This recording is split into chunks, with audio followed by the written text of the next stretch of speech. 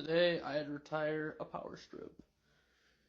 Can you guess what? We don't recommend DIY options for power inside of a drawer. I know it's less expensive, but the problems are that, number one, the cord is not tested or secured in such a way that it's going to hold up to a drawer opening and closing thousands of times. Number two is it's not going to have a thermostat, which will turn the power off in case something inside the drawer gets hot. So we had a client in New York State who actually had their electrician do exactly that. They DIY'd a power strip in the back of the drawer.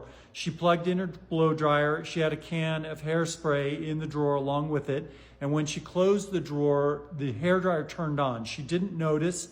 It got hot enough that the hairspray exploded and her vanity was completely ruined and the bathroom was sustained serious damage. So we just definitely do not recommend a DIY solution. It hasn't been tested, it doesn't have the safety interlock, and it doesn't have any kind of independent third-party testing like we do.